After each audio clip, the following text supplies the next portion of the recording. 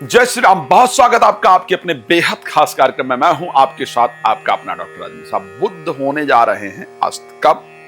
29 दिसंबर 2025 यानी बुध हो जाएंगे अस्त। और कौन है बुध भाई?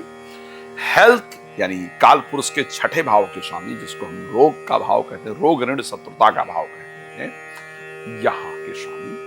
थर्ड हाउस जिसको हम कॉन्फिडेंस का हाउस कहते हैं, यहां के स्वामी। तो क्या बुध के अस्त होने से लोगों का कॉन्फिडेंस घट जाएगा? क्या डिप्रेशन एंजाइटी की परिस्थिति और बढ़ जाएगी? क्या शत्रु कम हो जाएंगे या ज्यादा हो जाएंगे? आखिर होगा क्या? क्या रोग बढ़ेगा या कम? क्या लोग कर्ज ज्यादा लेंगे या कर्ज लेना बंद करेंगे? ये सारी परिस्थितियां हैं जिस पर चर्चा करेंगे। स्पेशली आपके लिए क्या होगा, इस पर बात करेंगे।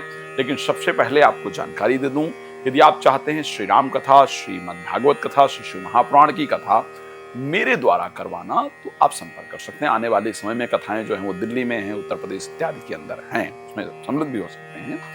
अगर आप चाहते हैं फ्री में बात करना, तो रात को 9 बजे, दोपहर को 12 बजे लाइव आता हूं, जुड़ सकते हैं। कॉल अपॉइंटमेंट लेकर डिटेल में डिस्कशन चाहते हैं तो आप जुड़ सकते हैं। अगर आपकी बुध की महादशा, अंतर्दशा इत्यादि चल रही है तो प्लीज जरूर संपर्क कीजिएगा, आपके लिए बहुत इंपॉर्टेंट है। तो मेष से लेकर के मीन राशि तक का क्या हाल होगा, सबसे पहले चर्चा करते हैं मेष को लेकर के। कॉन्फिडेंस लेवल में कमी आएगी और शत्रु कमजोर हो जाएंगे, रोग कमजोर हो जाएगा, ऋण उतारने का रास्ता मिल जाएगा।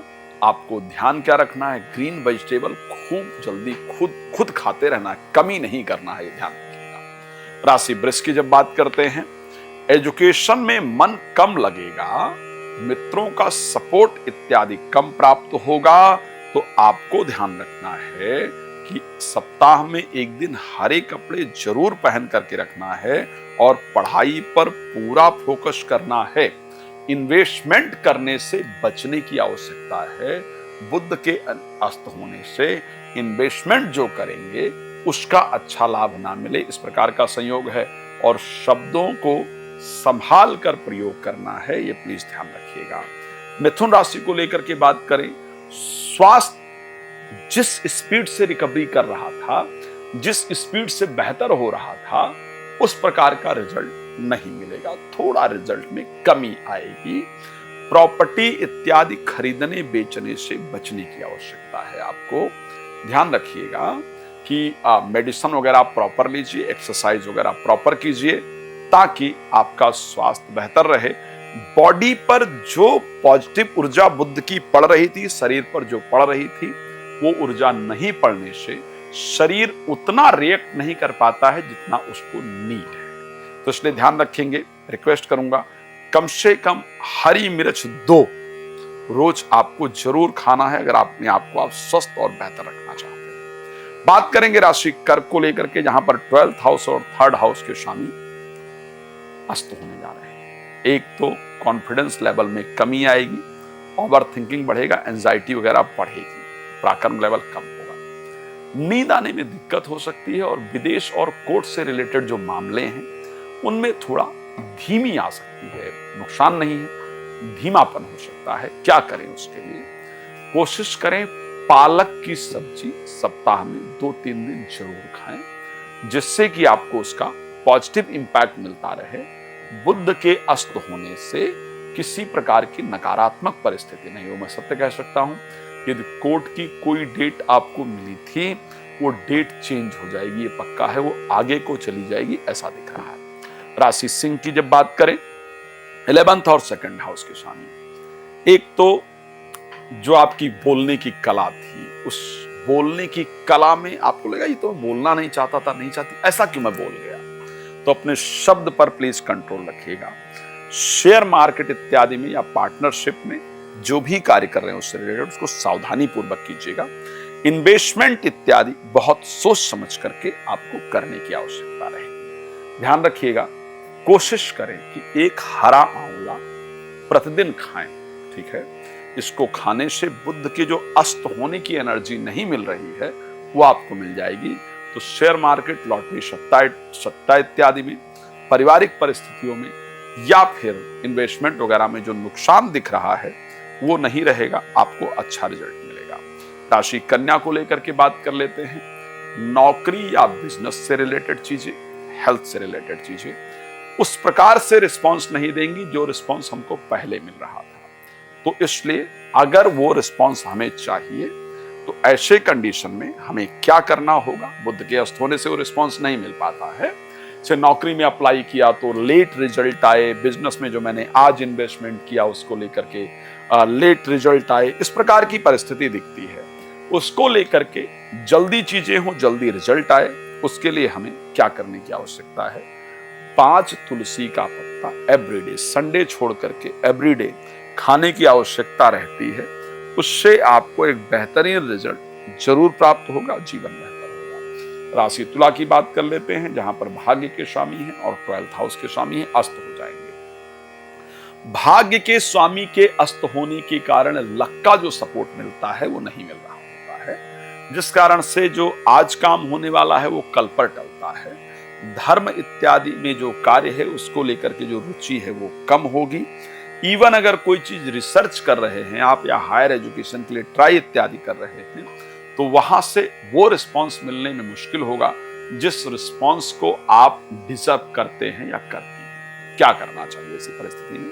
एक बिधारा के पेड़ की जड़ आती है, उसको लेकर के चांदी या तांबे के ताबीज में डाल करके आपको गले में धारण कर लेना चाहिए।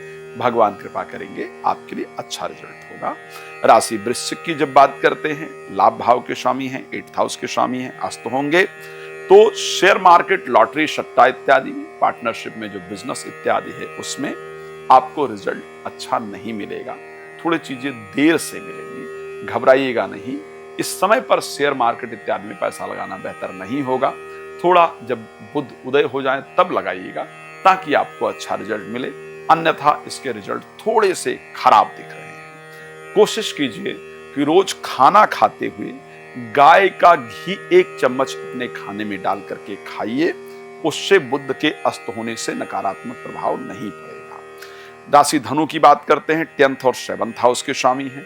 एक तो प्रोफेशनल लाइफ से रिलेटेड चीजें, मैरिड या जीवन साथी से रिलेटेड चीजों में लेट रिजल्ट आएगा। लाइक बिजनेस के लिए जो आज काम शुरू करना है, जो पेपर आज तैयार होने हैं, इधर होना है, उधर होना है, ये होना, वो सब डिले होंगे, कल पर चले जाया करेंगे।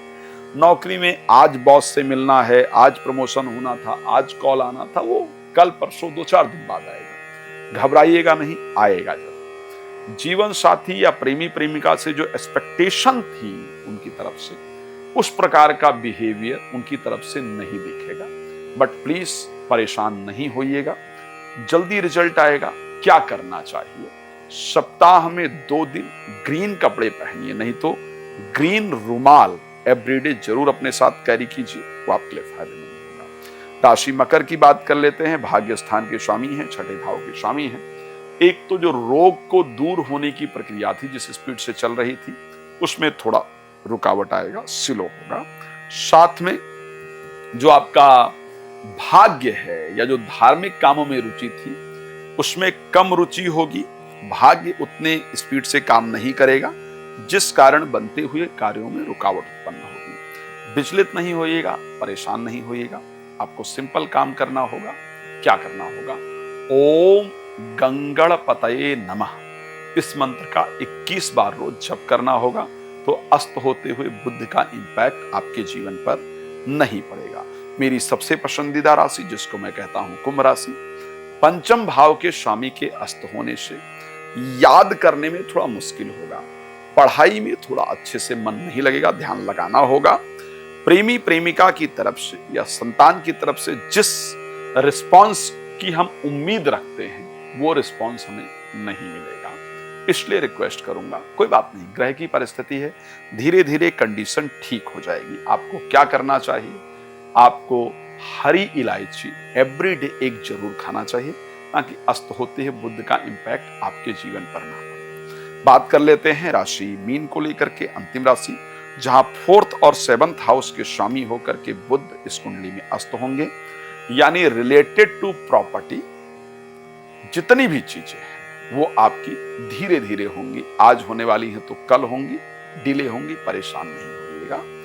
जीवन साथी या मैरिज से रिलेटेड जो आज कोशिश करेंगे, जैसे कोई लड़का लड़की आपने देखा उनका आज कॉल आना है तो आज ना आकर के कल आएगा। मान लेते हैं कि आपने जीवन साथी से कोई बात कहा तो वो आज रिस्पॉन्ड ना करके कल करेंगे या करेंगे। मान लिया जाए आपने किसी को मैरिज के लिए प्रपोज करा तो उनका जल्द किया तो उनका जल्दी रिस्पॉन्स नहीं आएगा। क्या करना चाहिए जिससे जल्दी रिस्पॉन्स आए?